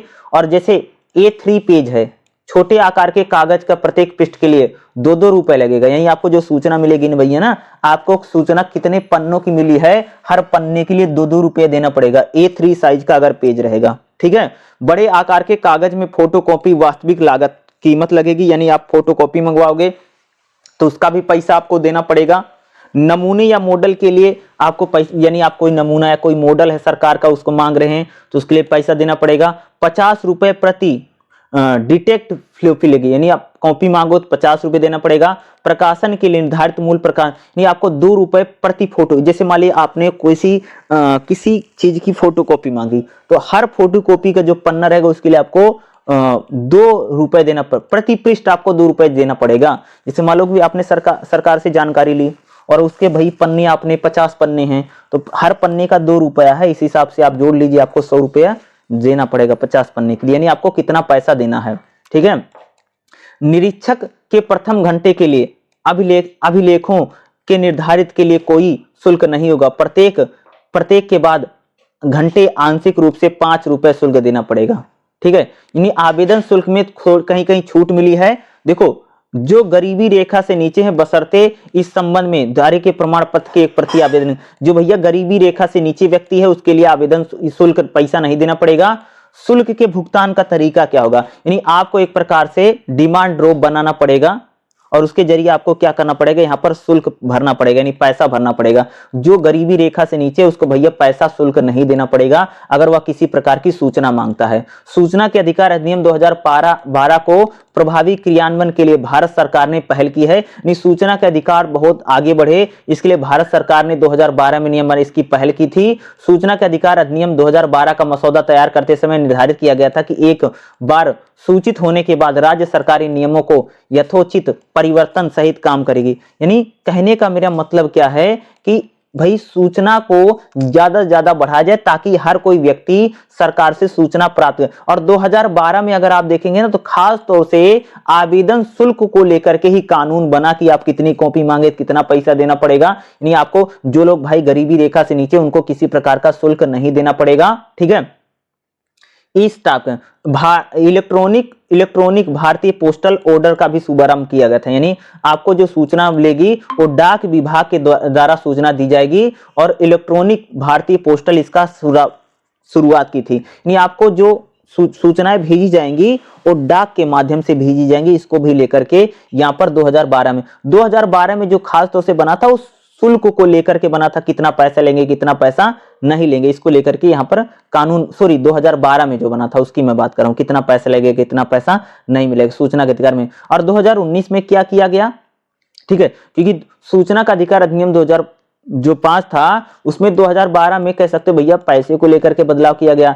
2019 में क्या बदला, हाल ही में सूचना का अधिकार कार्यालय की अवधि, वेतन, भत्ते और मुख्य सूचना आयुक्त, केंद्रीय सूचना आयुक्त, सूचना राज्य सूचना आयुक्त, राज्य सूचना आयोग, राज्य सूचना आयुक्तों की सेवा के अन्य नियम बनाए गए। यानी इसमें जो अधिकारी काम करेंगे उनको लेकर के यहाँ कह सकते हो ज्यादातर नियम बनाया गया है। ठीक है। 2019 में अगर मैं बात करूं तो सूचना के अधिकार अधिनियम जो 2005 था, 2019 में कह सकते कि इसमें जो अधिकारी होंगे उनको लेकर के ज्यादातर कह सकते कानूनों को बनाया गया था। सूचना का अधिकार जो अधिनियम 2019 है। ठीक है। 2019 में कह सकते कि इसमें जो अगर खास तौर से सूचना में जो काम करें उनके कितने सूचना कार्यालय कितने घंटे काम करेगा, उनका वेतन क्या होगा, उनके भत्ते क्या होंगे, मुख्य सूचना आयुक्त क्या कैसे होंगे, उनकी नियुक्ति कैसे होगी। ठीक है। और राज्य सूचना आयुक्त कैसे होंगे, इस प्रकार की सभी सेवाओं के बारे में नियम और कानून बना था। समझ रहे हो। इस 2019 में इसको लेकर के कानून किसने बनाया था, सरकार ने बनाया था। ठीक है। 2019 में थोड़ा सा बदलाव किया गया था। बाकी सूचना के अधिकार के लिए अब अगर आप बात करेंगे तो आप ऑनलाइन भी कर सकते हैं। ऑनलाइन आप पोर्टल पर जाकर के फॉर्म भरेंगे तो उसके बाद आपको सूचनाएं मिल जाएगी। जब से खासतौर से ऑनलाइन भी आप सूचना के अधिकार का क्या कर सकते हैं, यूज कर सकते हैं। भाई ऑनलाइन में आप खासतौर से नेट बैंकिंग का प्रयोग कर सकते हैं। आप जब आवेदन करेंगे ना तो आपको पैसा भी तो देना पड़ेगा, ₹10 का भुगतान करना पड़ेगा। अगर आप उधर से ₹10 देना पड़ेगा, उसके बाद आपको जो सूचना मिलेगी तो सूचना जितने पन्नों की आयु पन्नों की भी आपको देना पड़ेगा ना। डेबिट या क्रेडिट कार्ड से आप इसको क्या कर सकते हैं, डिमांड यानी आप इसको पैसे भर सकते हैं। ऑनलाइन भी आप क्या कर सकते हैं, सूचना को मांग सकते हैं। इस प्रकार की भी आप सुविधा कह सकते हैं यहाँ पर आ चुकी। पहले ऐसी सुविधाएं यहाँ पर नहीं थी। देखिएगा अगला जो हमारा चैप्टर रहेगा, चैप्टर नंबर 4 क्या रहेगा, केंद्रीय सूचना आयोग। इसमें हम लोग बात करेंगे केंद्रीय यानी सेंट्रल जो सूचना आयोग है उसके बारे में बात करेंगे। इसमें हम लोग बात करेंगे जो मुख्य सूचना आयुक्त है उनकी शक्तियों और कार्यों के बारे में कई बार आपसे पूछा जा सकता है। इस प्रकार से क्वेश्चन आपके आ सकते हैं कि जो मुख्य सूचना आयुक्त हैं उनका क्या क्या काम है, उनकी कौन कौन सी शक्तियां हैं। ठीक है। यानी जो देखिएगा केंद्रीय सूचना आयोग, देखिएगा केंद्रीय सूचना आयोग सूचना के अधिकार अधिनियम 2005 की धारा 12 की उपधारा के तहत केंद्रीय सूचना आयोग गठित किया गया। नहीं ठीक है। यानी जो सूचना का अधिकार अधिनियम 2005 है उसकी धारा 12 में बताया गया था कि एक केंद्रीय सूचना आयोग होगा। उसी के तहत कह सकते हैं केंद्रीय सूचना आयोग का गठन किया गया है। केंद्रीय सूचना आयोग की स्थापना अक्टूबर 2005 में की गई थी, यानी जो केंद्रीय सूचना आयोग का बना था अक्टूबर 2005 में बना था। आधिकारिक राजपत्र में केंद्र सरकार की अधिसूचना के माध्यम से इसकी की गई थी। धारा 13-14 में मुख्य सूचना आयुक्त और सूचना आयुक्त की सेवा और नियमों के बारे में बताया गया, यानी केंद्रीय खास तौर से सूचना का अधिकार अधिनियम 2005 है उसकी धारा 13 में और धारा 14 में क्या बताया गया था कि जो मुख्य सूचना आयुक्त होंगे उनकी सेवा का कौन कौन सा नियम होगा और कौन कौन सी शर्तें होंगी, सारा बताया। अपील प्राप्त करने और जुर्माना लगाने का अधिकार केंद्रीय सूचना आयोग की शक्तियों और कार्यों के अधिनियम की धारा 18 और 20 में चर्चा की गई। यानी जो केंद्रीय सूचना आयोग होगा वह जुर्माना लगा सकता है, भाई अगर जुर्माना लगा सकता है, और अपने कार्य अपनी शक्तियों के तहत बात की गई है जो 18 और 20 धारा में किया गया है। केंद्रीय सूचना आयोग का गठन कब किया गया है तो कह सकते हो भाई मेरे सूचना अधिकार अधिनियम 2005 की धारा 12 के प्रावधान के तहत कह सकते हो कि केंद्र सरकार ने आधिकारिक राजपत्र जारी करते हुए कह सकते हो कि केंद्रीय सूचना आयोग का गठन किया गया है। ठीक है, और केंद्रीय मुख्य सूचना आयुक्त और अन्य सदस्यों की नियुक्ति क्या होती है। ठीक है, देखिएगा जो मुख्य सूचना आयुक्त होते हैं उनके सदस्यों की नियुक्ति कौन करता है, प्रधानमंत्री जो समिति के अध्यक्ष होते हैं। खासतौर से अगर हम लोग बात करें मुख्य सूचना आयुक्त में कौन कौन होता है, प्रधानमंत्री जो समिति के अध्यक्ष होंगे, लोकसभा के विपक्ष के नेता तथा प्रधानमंत्री द्वारा नामित एक कैबिनेट मंत्री, ये तीन लोग मिलकर के क्या करेंगे, मुख्य सूचना आयुक्त को नियुक्त करेंगे। यानी भारत का प्रधानमंत्री, लोकसभा के विपक्ष के नेता और प्रधानमंत्री के द्वारा एक कैबिनेट मंत्री, ये लोग मिल करके क्या करते हैं, केंद्रीय सूचना आयुक्त जो होगा यानी जिसको हम लोग मुख्य सूचना आयुक्त बोलते हैं उसकी नियुक्ति करते हैं। यानी मुख्य सूचना आयुक्त कौन बनेगा, ये प्रधानमंत्री, लोकसभा का विपक्ष का नेता और प्रधानमंत्री जो उसका एक कैबिनेट मंत्री, यानी एक कैबिनेट मंत्री, प्रधानमंत्री, लोकसभा के विपक्ष के नेता जो होते हैं वो मिलकर के मुख्य सूचना आयुक्त की नियुक्ति करते हैं। यानी किसको बनाना किसको नहीं बनाना, ये सारा काम कौन करता है, यही सब लोग करते हैं जो हमारा मुख्य सूचना आयुक्त होता है। ठीक है, ठीक है भाई, किसको बनना किसको नहीं बनना है इसको लेकर के बहुत सारी बातें होती है। इसमें प्रधानमंत्री, लोकसभा का विपक्ष का नेता, ये सब लोग मिलकर के मुख्य सूचना जो आयुक्त होता है उसको नियुक्त करते हैं। ठीक है, अब हम लोग बात करेंगे मुख्य सूचना आयुक्त की कौन कौन सी शक्तियां और कौन कौन से काम हैं। अगर पहली बात करें शिकायत प्राप्त करने और जांच करने की शक्ति है, जो मुख्य सूचना आयुक्त है उसको शिकायतें प्राप्त हो सकती है। भाई सूचना आयोग जो अच्छे से काम कर रहा है कि नहीं कर रहा है, अगर कोई शिकायत आई है तो मुख्य सूचना आयुक्त क्या करता है, उनकी जांच करता है। भाई कोई भी अगर किसी व्यक्ति ने सूचना मांगी है और उसको सूचना नहीं मिलेगी तो वो मुख्य सूचना आयुक्त से एक शिकायत करेगा, कंप्लेन करेगा, और कंप्लेन होगी, अगर किसी ने सूचना आयुक्त की कंप्लेन की है कि सूचना नहीं मिल पा रही है तो उसकी जांच करेगा और उसको सूचना दिलाने में क्या करेगा, मुख्य सूचना आयुक्त क्या करता है, मदद करता है। जब लोक सूची अधिकारी सूचना से इनकार कर दे, जैसे मान लो आपने सूचना मांगी और अधिकारी इनकार कर दिया तो आप मुख्य सूचना आयुक्त को कंप्लेन कर सकते हैं। जब प्रदान की गई समय सीमा से जानकारी, जैसे मान लो कि सूचना आप मांगते तो 30 दिन के अंदर में सूचना मिलनी चाहिए और 30 दिन के अंदर में अगर आपको सूचना नहीं मिली तो आप मुख्य सूचना आयुक्त से क्या कर सकते हैं, कंप्लेन कर सकते हैं। ठीक है, जहां नियमों में निर्देशित शुल्क अधिक शुल्क, जैसे मान लो कि जितना शुल्क बताया गया है उससे अगर अधिक शुल्क लिया जा रहा है तो क्या होगा कि मुख्य सूचना आयुक्त से आप क्या कर सकते हैं, शिकायत कर सकते हैं। दीवानी न्यायालय सिविल की शक्तियां, यानी सूचना को लेकर के अगर किसी प्रकार की कोई समस्या होती है जो दीवानी कोर्ट होगी, आप जाकर के वहां क्या कर सकते हैं, मुकदमा कर सकते हैं। सिविल कोर्ट में जाकर के आप इसमें क्या कर सकते हैं, मांग सकते, भाई अपनी सूचना मांगी नहीं मिली, तमाम चीजें आप इसको कर सकते हैं। आयोग का अपीलीय क्षेत्र अधिकार होगा, यानी आप किसी प्रकार की क्या करते हैं, सूचना आयुक्त के सामने अपील कर सकते हैं कि भाई मुझे सूचना मांगी थी, सूचना नहीं मिली, और ये जो अपील करेगी प्रथम बार अगर आप अपील करेंगे तो 30 दिनों के अंदर में आपको, यानी क्या है, जैसे मान लो आपने सूचना मांगी तो भाई मेरे आपको 30 दिन के अंदर में क्या है, सूचना मिलनी 30 दिन के भीतर ही करनी चाहिए। जैसे आपने कोई सूचना मांगी थी, सूचना नहीं मिली, अगर आपको शिकायत करनी है तो सूचना नहीं मिली, उसके 30 दिन के अंदर भीतर आपको क्या करनी है, कंप्लेन करनी रहती है। आपको 2 बार अपील करने का अधिकार मिलता है। ठीक है, सूचना अगर आपको नहीं मिली है, इस प्रकार की चीजों को लेकर के। ठीक है, और खास तौर से दंड लगाने की शक्ति किसके पास है? मुख्य सूचना आयुक्त के पास है। किसके पास है? जो मुख्य सूचना आयुक्त होगा वो किसी प्रकार का दंड लगा सकता है। जैसे आपने कोई सूचना मांगी, अगर कोई व्यक्ति सूचना मांगता है, अगर किसी प्रकार या किसी प्रकार की समस्या, यानी दंड यानी किसी को अगर पनिश करना है तो मुख्य सूचना आयुक्त ही इसको करेगा खास तौर से, ठीक है। निगरानी करता, मुख्य सूचना आयुक्त का काम है जो मुख्य सूचना का अधिकार अधिनियम जो 5 है उस पूरे डिपार्टमेंट की निगरानी करता है और इसी के पास सारी रिपोर्ट आती हैं और सारी शक्तियां कह सकती है कि मुख्य सूचना आयुक्त के पास ही होती हैं और वो अपनी शक्तियों का प्रयोग आसानी से कर सकता है, ठीक है। यानी पूरा रिपोर्टिंग करेगा, काम सही हो रहा कि नहीं हो रहा, सरकार को समय समय पर जानकारी देता है। और भाई कोई भी अगर सूचना मांगी जा रही, और त्रिमासिक रिपोर्ट इस सरकार को सौंपता है। जो मुख्य सूचना आयुक्त होगा जब 3 महीने हो जाता है तो उसकी क्या करता है, रिपोर्ट कह सकते हो कि सरकार को सौंपने का काम भी क्या करता है, मुख्य सूचना आयुक्त इन सब कामों को भी करने की उसकी जिम्मेदारी होती है। देखिएगा अगला जो हमारा चैप्टर रहेगा, चैप्टर नंबर 5 क्या रहेगा? राज्य सूचना आयोग, ठीक है। इसमें हम लोग बात करेंगे कि राज्य सूचना आयोग क्या है और इसकी शक्तियों और कार्यों के बारे में हम लोग बात करेंगे। भाई मेरे जो राज्य सूचना आयोग होता है, ठीक है, ये भी इंपॉर्टेंट है।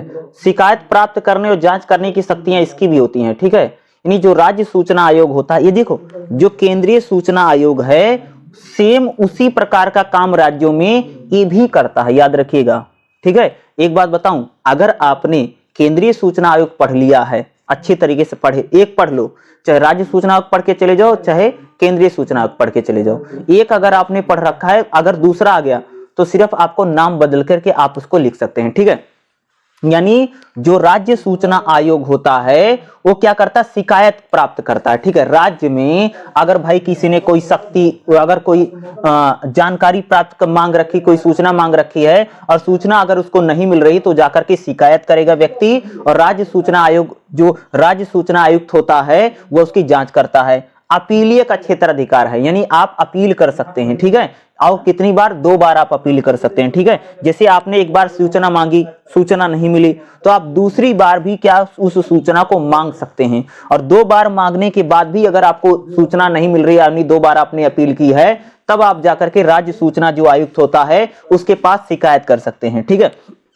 अगर कोई व्यक्ति सूचना मांगने में अगर किसी प्रकार की समस्या हो रही है तो दंड यानी किसी को अगर पनिश करना है, अगर किसी पर जुर्माना लगाना है, ठीक है भाई, सूचना आयोग में, ठीक है, राज्य सूचना आयोग, जो राज्य सूचना आयोग अधिकारी होता है, अगर कोई व्यक्ति सूचना मांगने में किसी प्रकार का करप्शन कुछ भी है तो दंड लगाने की शक्ति किसकी होती है? जो राज्य सूचना आयुक्त होता है उसी के पास क्या होती है? ये सारी शक्तियां होती कि वो किसी को क्या कर सकता है, दंडित कर सकता है, यानी पनिशमेंट दे सकता है, ठीक है। और क्या करता है, राज्य जो सूचना आयोग होगा उसमें सभी प्रकार की निगरानी करेगा, यानी राज्य सूचना आयोग जो है वो अच्छी तरीके से काम कर रहा है कि नहीं कर रहा है, इस प्रकार की जो निगरानी होती है जिसको हम लोग बोलते हैं मॉनिटरिंग, ठीक है। निगरानी करने का काम किसका होता है? जो राज्य सूचना आयुक्त होता है, ठीक है। और इसकी भी नियुक्ति की जाती है और ये भी एक प्रकार का कह सकते हो भैया संवैधानिक पद होता है। और राज्य सूचना आयोग में जितने कर्मचारी काम करते हैं वो राज्य सूचना जो आयुक्त होता है उसको रिपोर्ट करते हैं, ठीक है। और सभी प्रकार की जो जवाबदेही होती, जो जिम्मेदारी होती है वो राज्य सूचना आयुक्त की ही होती है। और राज्य सूचना आयुक्त के पास आप शिकायत कर सकते हैं, कोई भी जो भी शिकायतें हुई हैं उन शिकायतों का निवारण करना भी क्या है, राज्य सूचना आयुक्त की ही क्या होती है, जिम्मेदारी होती है। आप लोग समझ रहे हैं, उसी की जिम्मेदारी ये भी होती है कि भाई जिन व्यक्तियों ने शिकायत की है उनकी जांच करो, उनकी समस्या का समाधान करना इन्हीं का काम है। और आयोग का अपीलीय अधिकार होता है, यानी आप क्या कर सकते हैं, कोर्ट में जाकर के भी क्या कर सकते हैं, अपील कर सकते हैं, ठीक है। और अपीलीय क्षेत्र अधिकार होता है, ठीक है। और अपील कहां करेंगे? आप डिस्ट्रिक्ट कोर्ट में कर सकते हैं, ठीक है, जिसको हम लोग जिला न्यायालय कर सकते हैं, वहां पर अपील कर सकते हैं। और राज्य सूचना आयुक्त क्या करता है? दंड लगाने की भी शक्ति, यानी किसी को पनिश कर सकता है या पनिशमेंट देने का अधिकार भी राज्य सूचना आयोग। दंड, खास तौर से दंड की शक्ति इस प्रकार से कह सकते हैं, जैसे मान लो भाई 10 रुपए पेमेंट करने 10 कर दिया और बाद में आपको जो सूचनाएं प्रदान की गई हैं आपको उनका भी पैसा आपको भरना पड़ेगा, ठीक है। और राज्य सूचना आयुक्त क्या करता है, ये भी कर सकता है कि ये 10 रुपए देना, 15 देना, 20 देना, ये भी कर सकता है। और आपको जो सूचनाएं मिल रही हैं, ठीक है, उन हर एक फोटोकॉपी का आप कितना पैसा देंगे, जो भी जानकारियां दी जा रही हैं, जो पेजेज यूज हो रहे हैं, जो आपका जो भी चीज सरकार यूज कर रही है उसको आपको कितना पैसा देना है। हर राज्य में अलग अलग शुल्क होता है, शुल्क निर्धारित करने का काम, ठीक है।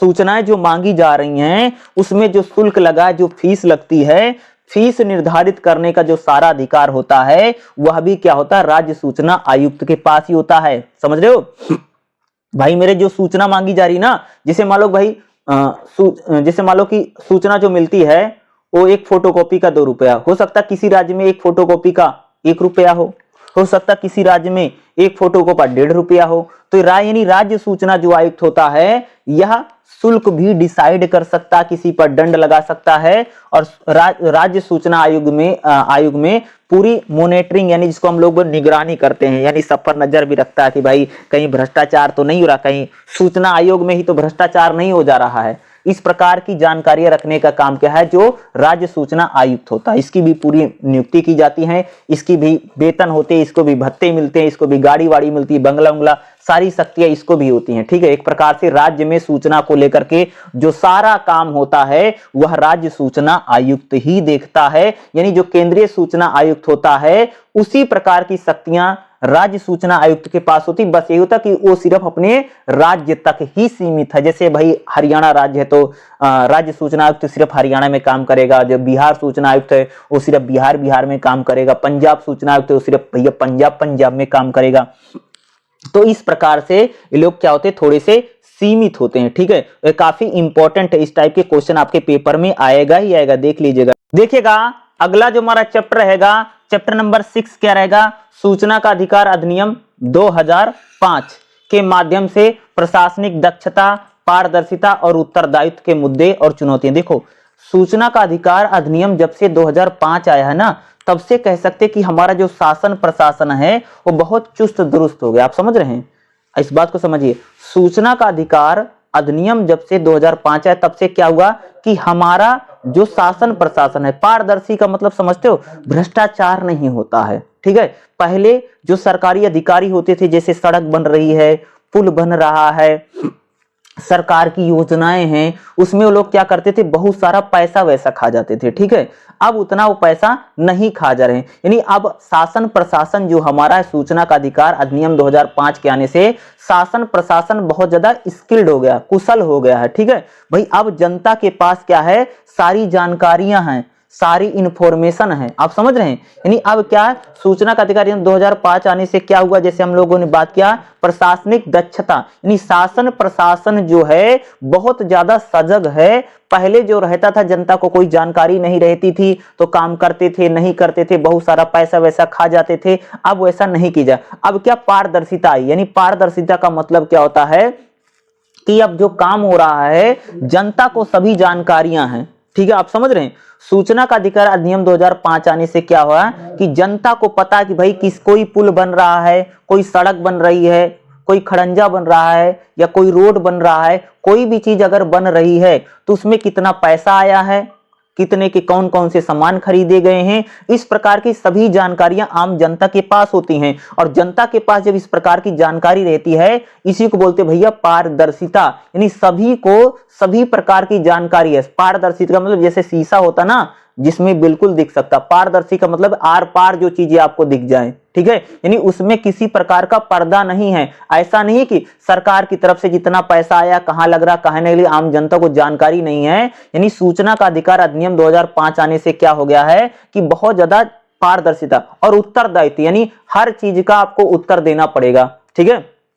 कहने का मतलब है कि सरकार को या सरकारी जो डिपार्टमेंट हैं या जो सरकारी अधिकारी हैं, कोई भी अगर उनसे सूचना मांगी जाती है, कोई भी सूचना उनको देनी ही पड़ेगी। ये उनकी रिस्पॉन्सिबिलिटी है, यानी उनकी जिम्मेदारी है, उत्तरदायित्व है, ठीक है। ऐसा नहीं कि कोई भी अधिकारी सूचना देने से आपको मना कर सकता है। यानी सूचना के अधिकार आने से कह सकते कि आम जनता बहुत जागरूक हुई है। आज हमारा शासन प्रशासन चुस्त दुरुस्त हो गया है, भ्रष्टाचार नहीं है, करप्शन नहीं है। आज कह सकते कि देखो जैसे कोई भर्ती आती है, ठीक है, जैसे मान लो रेलवे की वैकेंसी आई या कोई और भी सरकारी भर्तियां आती हैं, उसमें अगर किसी भी प्रकार का ऐसा जैसे पता चले भाई फलाने जो थे फर्जी लगा करके मार्कशीट लगा करके नौकरी पा गए, ऐसे पता चल जाता है तो दूसरे लोग जाकर के शिकायत कर देते हैं या उनके रिकॉर्ड को मंगवा लेते, देख लेते हैं और खास कंप्लेन कर देते हैं। ये सब चीजें क्या पारदर्शी हो गई ना। कहने का मेरा मतलब है कि सूचना का अधिकार अधिनियम 2005 जब से आया है तब से आप लोग कह सकते हैं कि शासन प्रशासन जो है वो बहुत ज्यादा बेहतर हो गया है, चुस्त दुरुस्त हो गया है। पहले की अपेक्षा अगर हम लोग बात करेंगे आज वैसी हालत नहीं है। आज जो कह सकते कि हालत जो है वो बहुत ज्यादा कह सकते कि यहाँ पर बदल चुकी है। जब से सूचना जनता के पास आने लगी है, शासन प्रशासन भी सही से काम करता, सरकारी अधिकारी भी कुशल हो गए हैं, क्योंकि उनको डर रहता ना कि जनता को सारी जानकारियां पता चलेगी। आम जनता जो है सूचना मांग लेगी और सारी पोल पट्टी जो है उनकी वो खुल जाएगी। इसलिए कह सकते हैं कि सरकारी अधिकारियों में भी कह सकते हैं इस बात का डर बराबर बना हुआ है। यानी सूचना का अधिकार अधिनियम 2005 के माध्यम से कह सकते हैं कि हमारे देश में भ्रष्टाचार कम हुआ है, हमारा शासन प्रशासन जो है अच्छा हुआ है, क्योंकि सबको दूसरा हमारे सरकारें जो है सरकारी अधिकारी इनमें बहुत ज्यादा उत्तरदायित्व तो आ गया है, ये रिस्पॉन्सिबल होते हैं, इनको जवाब देना ही पड़ेगा। ऐसा नहीं कि भाई किसी ने सूचना मांगी तो आपने सूचना प्रदान नहीं की, आपने उसको सूचना नहीं दी, ऐसे तो आप बिल्कुल कर नहीं सकते, इसलिए आपको देना ही पड़ेगा। इसलिए कह सकते कि बहुत सारा बेहतर हुआ चीजें पहले की अपेक्षा अगर हम लोग बात करें, यानी हमारा प्रशासनिक पारदर्शिता आ गई है, उत्तरदायित्व बहुत ज्यादा हो गया। भाई अब सरकार को भी हर चीज का क्या करना पड़ता है, रिकॉर्ड रखना पड़ता है, समझ रहे हो, क्योंकि जनता किसी भी जानकारी को मांग सकती है, सरकारी अधिकारी को रिकॉर्ड रखना पड़ेगा।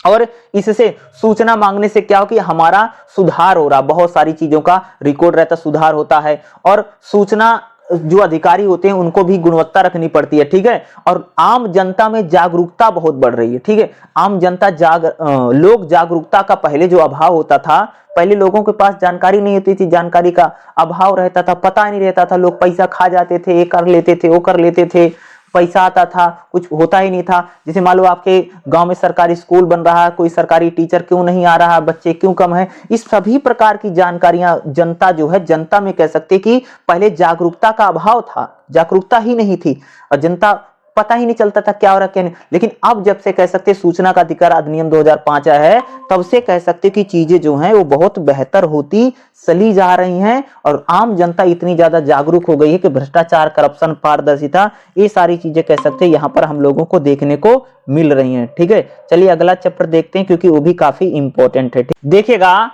अगला जो हमारा चैप्टर रहेगा, चैप्टर नंबर 7 क्या रहेगा, केंद्रीय सूचना आयोग, राज्य सूचना आयोग और लोक प्राधिकरण की भूमिका। देखो चाहे हमारा केंद्रीय सूचना आयोग हो चाहे राज्य सूचना आयोग हो, इनकी बहुत सारी भूमिकाएं हैं, क्योंकि इनकी भूमिकाएं इनसे देखो इन लोगों से अपेक्षा की जाती है, इन लोगों से अपेक्षा यही की जाती है कि भाई मेरे जो भी सूचनाएं मांगी जा रही हैं, जो भी इंफॉर्मेशन मांगी जा रही है, ये उनको दें। दूसरा क्या है कि जो सूचनाएं देनी उसमें कई प्रकार की चुनौतियों का भी सामना करना पड़ता है। चुनौतियां क्या थी, जैसे कई बार भाई आपने सूचना मांगी तो कई बार इनके पास क्या है, रिकॉर्ड नहीं होगा तो सूचना देने में दिक्कत आती है, कई बार सूचना पहुंचने में समस्या आती है। तो इस प्रकार की चुनौतियों का भी क्या है कह सकते हो कि सामना करना पड़ता है। तो सूचना आयोग जो है वो कह सकते हैं कि उसका कार्य बड़ा ही इंपॉर्टेंट है, क्योंकि आम जनता जो है वह क्या है, सूचना की क्या है, सूचना उसका अधिकार है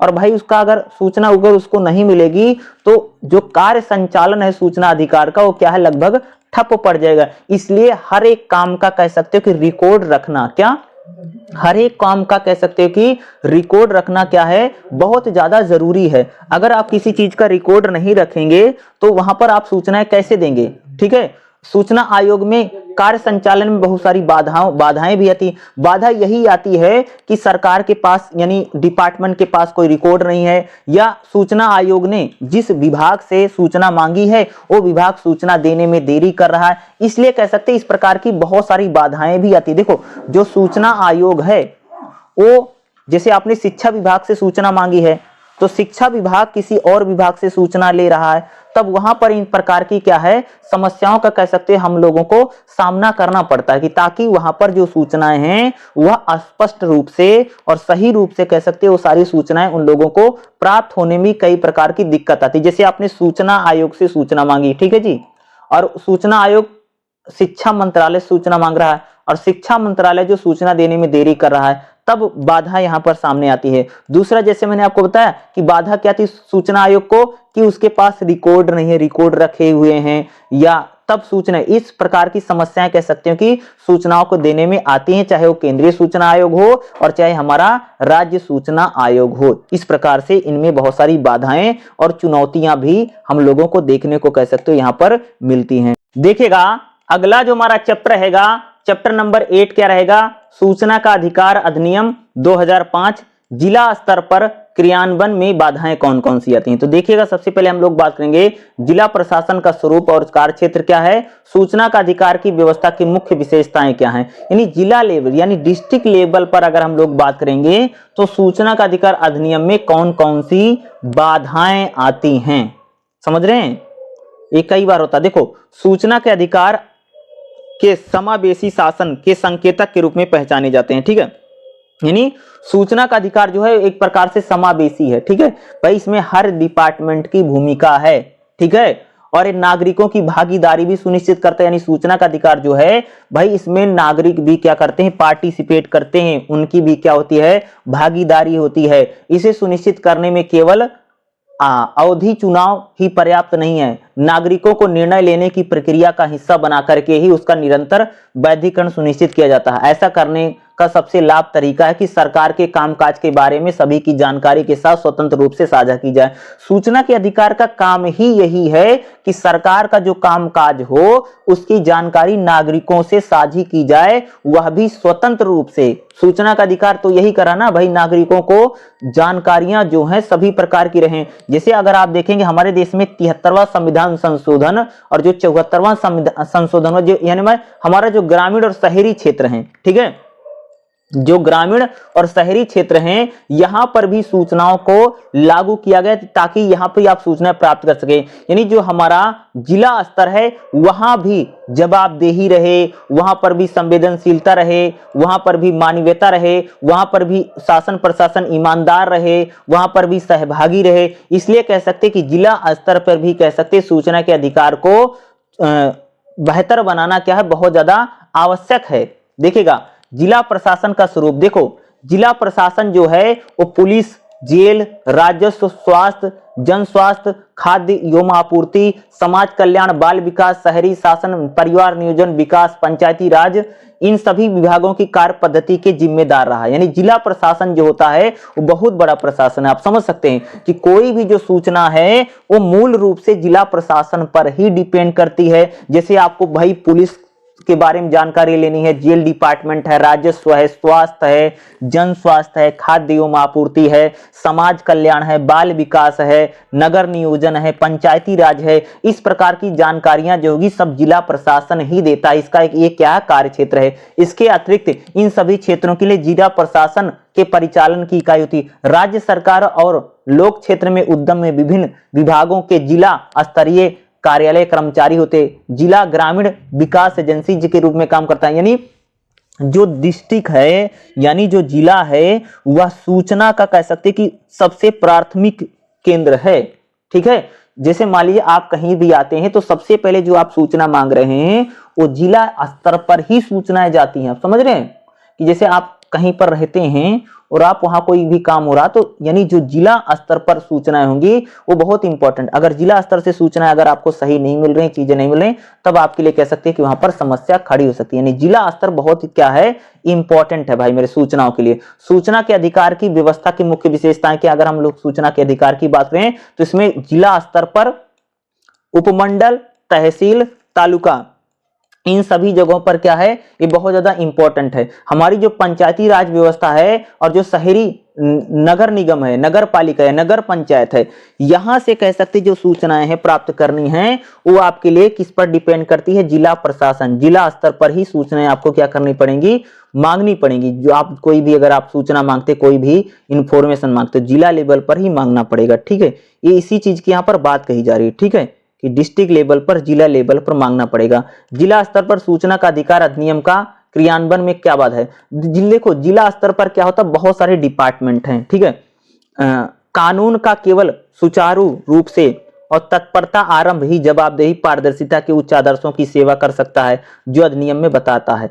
कहने का मेरा मतलब यह है कि जिला स्तर पर सूचनाओं को देने में समस्याएं भी कई प्रकार से आती हैं, ठीक है, क्योंकि जैसे उनके पास व्यवहारिक मुद्दे क्या हैं, जिला स्तर पर क्या दिक्कत आएगी, जैसे मान लो भाई उनके पास दिक्कत आ सकती है, जैसे कोई धार्मिकता है, गोपनीयता है, अपारदर्शिता है, इस प्रकार की समस्या जिला लेवल पर आती है, यानी जानकारियों को देने में। अगर हम लोग बात करें क्षमता की कमी है, जिला स्तर पर भैया कर्मचारी कम है, जो सूचना का अधिकार अधिनियम जो है, जो डिपार्टमेंट है, इसके पास क्षमता ही कम है, जानकारी दे नहीं पा रहा है, इसके पास कर्मचारी कम है, या जानकारियां इनके पास आ रही, इस प्रकार की भी समस्या भी इनके पास आती रहती है, ठीक है।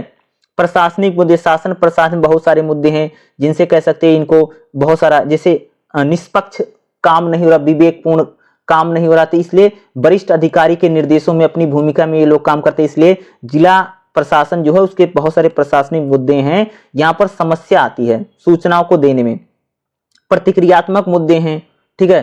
सूचना की सबसे बड़ी समस्या इसलिए आती है कि जिला स्तर पर लोग जो अधिकारियों अपने दायित्वों का पालन नहीं करते हैं, इसलिए कई बार जो जानकारियां होती हैं वो जानकारियों को देने में समस्या खड़ी हो जाती है। तो जिला स्तर कह सकते हो कि सूचना के अधिकार अधिनियम के लिए बहुत ज्यादा इंपॉर्टेंट है, क्योंकि कोई भी जो सूचना होगी वो जिला स्तर से निकल करके ही आगे जाती है, ठीक है। जैसे अभिलेख है, रिकॉर्ड है, रिकॉर्ड कई बार जिला स्तर पर मिलने कठिन हो जाते हैं। क्या जिला स्तर पर जानकारी के समय संकलित करना कठिन होता है, यदि अभिलेख रिकॉर्ड उचित रूप से रखरखाव नहीं होता तो अनावश्यक भ्रम और तनाव रहता है। कई बार रिकॉर्ड जो होते हैं जिला स्तर पर, रिकॉर्ड को सही से रखा नहीं जाता है, और रिकॉर्ड ना रखने से कह सकते हो कि जिला स्तर पर सूचनाओं के देने में समस्या खड़ी हो जाती है। भैया रिकॉर्ड ही नहीं तो आप क्या सूचना देंगे, तुच्छ मांगे। कई बार जिला स्तर पर लोग ऐसी मांग करते हैं, जैसे किसी व्यक्ति से ईर्ष्या है, किसी का भाई प्रतिशोध लेना है, या किसी की नौकरी, इस प्रकार की जानकारियां भी लोग जिला स्तर पर मांगते रहते हैं ना, समझ रहे हो। जैसे मान लीजिए आपको पता चल गया भाई कोई व्यक्ति भ्रष्टाचार करके या नकली डिग्री कुछ भी करके अगर कोई व्यक्ति कुछ कर रहा है, कुछ नहीं कर रहा, तो लोग उसकी सूचना निकाल लेते, उसकी जानकारी निकाल करके इस प्रकार की चीज यानी ब्लैकमेल भी करते हैं ना। जैसे हम लोग आपके बारे में सूचना मिल गई तो लोग क्या करते हैं, ब्लैकमेल करते हैं, यानी तुच्छ मांगे जिसको बोलते हैं ना। जैसे मान लो भाई कोई व्यक्ति उसने कुछ किया है और आपने सरकारी जानकारी प्राप्त कर ली, तो आप उसको ब्लैकमेल कर सकते हैं, आप उसको धमकी दे सकते हैं, इस प्रकार की चीजें यहाँ पर होती रहती हैं, ठीक है। तो ये भी चीज होती है सूचना के अधिकार में, ये भी एक बहुत बड़ी समस्या है कि किसी की जानकारी अगर कोई व्यक्ति निकाल लेता है तो उसकी धमकियां बहुत देता है। ऐसे तुम समझ देखो, जैसे ग्राम प्रधान हैं या कोई सरकारी अधिकारी है, तो उसको कई बार धमकियां इस प्रकार की चीजें मिलती हैं कि भाई तुम्हारे खिलाफ हम केस कर देंगे, तुम्हारे खिलाफ हम मुकदमा कर देंगे, इस प्रकार की चीजें भी क्या है यहाँ पर होती रहती हैं। ये सूचना के अधिकार से। सूचना चाहने वालों की उदासीनता, कई बार ऐसा होता है भाई जिला स्तर पर सूचना है, लोग सूचना चाहते ही नहीं है, या सूचना तो चाहते हैं लेकिन शुल्क नहीं दे रहे हैं, बीपीएल परिवार को छूट मिलती है, ठीक है। जैसे सूचना का अधिकार अधिनियम 2005 जो है, इसमें जैसे आप कोई सूचना मांगो तो भाई हम लोगों ने बात की कि आपको पैसे देने पड़ेंगे, शुल्क देना पड़ेगा ना, फीस देनी पड़ेगी, ठीक है। तो फीस में क्या बात की गई है कि जो बीपीएल परिवार हैं, जो गरीबी रेखा वाले, उनको शुल्क नहीं देना पड़ेगा। इस प्रावधान प्राय बेईमान व्यक्तियों द्वारा दुरुपयोग किया जाता है। कोई व्यक्ति ऐसे तो बीपीएल नहीं होते हैं, उसके बाद भी खुद बीपीएल बन करके सूचना मांगते हैं ताकि उनको पैसा ना देना पड़े। भुगतान से बचने के लिए कई सारे लोग तुच्छ यानी इस प्रकार के तरीके अपनाते हैं, बेईमान व्यक्तियों द्वारा इसका दुरुपयोग किया जा रहा है। इस प्रकार ये सारी चीजें कह सकते हो कि जिला स्तर पर हो रही हैं, कि काफी इंपॉर्टेंट है। जिला स्तर का क्वेश्चन लेकर के एग्जाम में आपसे पूछा जा सकता है और इसके आने की संभावना भी भाई मेरे बहुत ज्यादा रहेगी। इसको आप लोग जरूर करके जाइएगा, ठीक है। चैप्टर नंबर 8 तक तो मैंने करवा दिया है, बाकी भी आपको मैं बहुत जल्द इसका दूसरा वीडियो भी आपको करवा दूंगा ताकि आप लोग इसको सही से करके जाएं, ठीक है। और इतना जरूर करके जाएगा, अगला वीडियो भी मैं आपको जल्द से जल्द कोशिश करूंगा आपको प्रोवाइड करवा